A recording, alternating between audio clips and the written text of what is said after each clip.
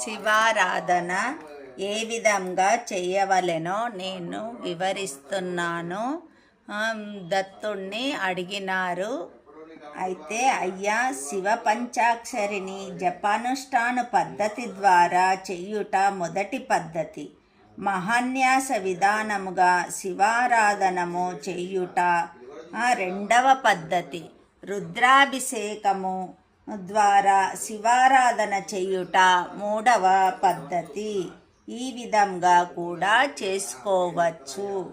ఇంకోటి, పంచోపచారములలో భూత తత్వమునకు చందనమును, జలతత్వమునకు కొబ్బరి నీళ్ళు, అగ్నితత్వమునకు దీపారాధన, వాయుతత్వమునకు మంచి సువాసననిచ్చు సాంబ్రాణి ధూపము వంటివి, ఆకాశతత్వమునకు ఘంటానాదము అనున్నది చెప్పబడినది. పంచాక్షరిలోని 5 అక్షరములను వాటి వాటి తత్వములను సాధన చెయ్యువారికి 5 రంగులలో 5 తత్వములు దర్శనమిచ్చును. 1 తెల్లటి ముత్యము వంటి అనగా పాదరసము లేదా వెండి వంటి ప్రకాశము. 2 పగడము వంటి అరుణకాంతి. 3 పసుపు పచ్చని బంగారు కాంతి. 4 నీలవర్ణములలో నీలాకాశము వలె విశ్వవ్యాప్తమైన కాంతి. 5 శుద్ధ ధవల కాంతి.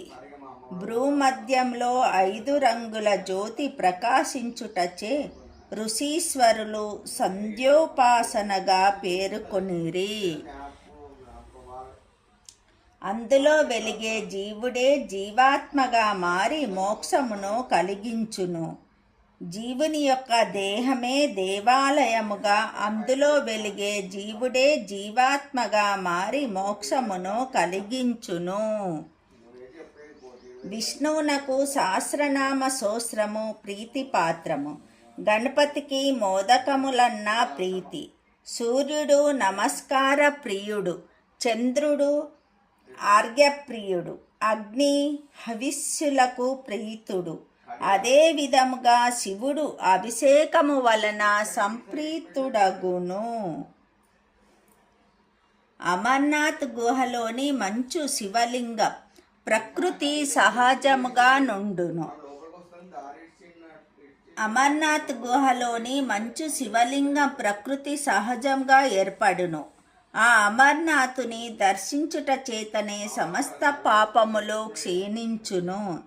శ్రావణ పూర్ణిమ నాడు వశిష్ఠ మరియు అగస్త్య జననము. ఆ పూర్ణ కుంభమును బోర్లించగా అందుండి 2 మహామునులు అవతరించిరి. అందులో మొదటివాడైన వశిష్ఠుడు తెల్లని తేజస్సులో ఆవిర్భవించగా, 2వ వాడైన అగస్త్యుడు నీలమైన తేజస్సుతో దేవతలైన మిత్రావరుణుల అంశలతో జన్మించారు. నేను ఇది చూసుకుంటూ చదువుతున్నాను కాబట్టి ఇటు వీడియో తీసుకుంటూ ఇటు చూసుకుంటూ చదువుతున్నా. కొద్దిగా తప్పులున్నచో క్షమించవలెను. పూర్ణ కుంభము అమృతీకరణ చేసిన జలముతో 11 సార్లు ఏకాదశ రుద్రాభిషేకము చెయ్యవలెను. అలా చెయ్యుట వలన ఏకాదశి తిథి యొక్క పుణ్య బలాన్ని ఏకాదశ రుద్ర స్వరూపుడైన పరమేశ్వరుడు అనుగ్రహించును. ఏకాదశ రుద్రులకును వైష్ణవపరమైన ఏకాదశి తిథికిని సన్నిహిత సంబంధముండుటచే శివకేశవులు అభిన్న స్వరూపులని గుర్తురంగవలెను. నమ్మకముతో ఏకాదశ రుద్రాభిషేకము చేసిన అపమృత్యు దోషములు హరించును. సోమలతకు అధిష్టానమూర్తి చంద్రుడు. ఇతడు పునర్జీవమునకు మూలా సాధనమైన శక్తిని వర్షించును.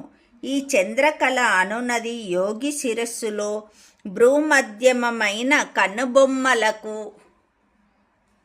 పైగాను సహస్రారమునకు ముందుగాను వెలుగుచుండును. సహస్రమునకు ముందుగాను వెలుగుచుండును.